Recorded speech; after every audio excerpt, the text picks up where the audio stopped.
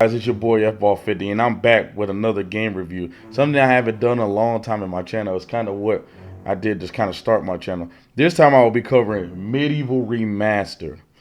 Like with my other reviews, I will break it into three parts: presentation, story, and gameplay. And without further ado, let's get this review started. Medieval is an action game slash hack and slash remake of the original Medieval on the PS1. Medieval had a complete rehaul on graphics and art from its predecessor, which is a good design choice since the original is about 15 years old. They made each character more colorful, which is a good thing since the game had more of a gritty look, because that was what the studio Sony Cambridge was aiming for back in the day. Now the game looks more colorful but has more of an artistic look like a Pixar movie thanks to the PS4 graphical capabilities. The world is more expressive and has some of the boss battles benefit from the upgrade, like the Pumpkin King or the Great Pumpkin. I mean, when he takes damage, he starts deteriorating. That's kind of creepy. In the old game, he just takes damage and that is the fight. Sir Daniel also looks pretty good too. I didn't think Daniel would translate well, but I mean, his armor has a little bit more red, more silver, like it has more color. And then his old armor was more white with a little bit of red because the PS1 capabilities couldn't really translate colors that well. I mean, certain colors translate. The voice acting is what I remember, with Daniel grunting most of the time, like since he has no lower jaw, to the over-the-top accents of the heroes. All in all, the presentation of this game is well done, especially for a remake of an old PS1 classic. The story takes place in the fictional city of Gallowmere, where our resident hero Sir Daniel Fortescue resides. The story is a tale of how the king's army of Gallowmere took on the evil wizard Zorok, with Sir Daniel leading the charge.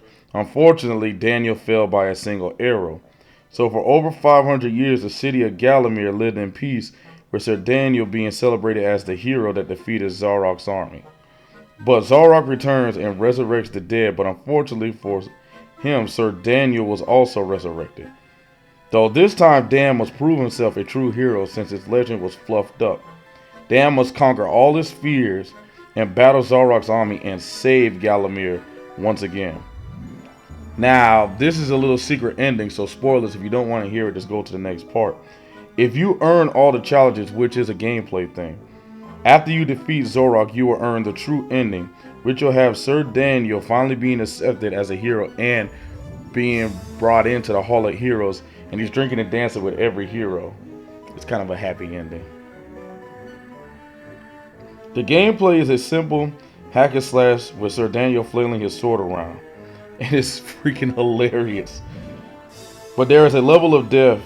If you just swing your sword, you will take damage because for some reason the enemies don't stop attacking even though Dan is hitting them. Luckily you have a shield, which you need to learn to balance defense and offense, or else you will die hard. Like, I mean, seriously.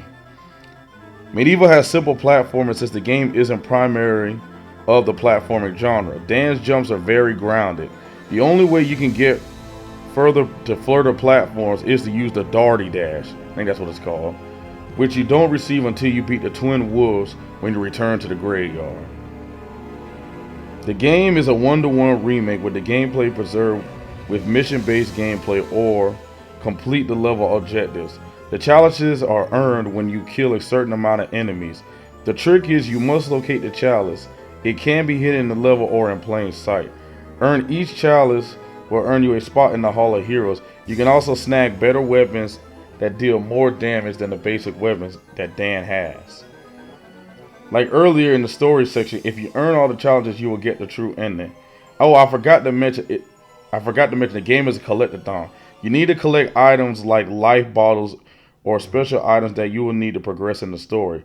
The game is very punishing, but not as bad as people say. If you grew up in the 90s, I mean seriously, if you grew up in the 90s, you know that games of that era had a checkpoint systems that were less forgiving, because back in the day, they kind of trusted us to be, you know, like gamers. Like not nowadays where everything has to be a checkpoint every 5 seconds. In Medieval's case, if you die, you will restart from the beginning. which the people who had never played a PS1 game in that era will have a hard time. Also, last but not least, the camera. That's all. The camera. Medieval is a one-to-one remake. It's almost exactly like the original game, which fans of the series will enjoy this. Newer fans will struggle with the checkpoint system, but if you have the patience, Medieval is worth it. Sir Dan is back, and I hope this leads to Medieval 2 remake and a possible sequel. This game gets an 8. While not perfect, it's a great game for old and new fans alike.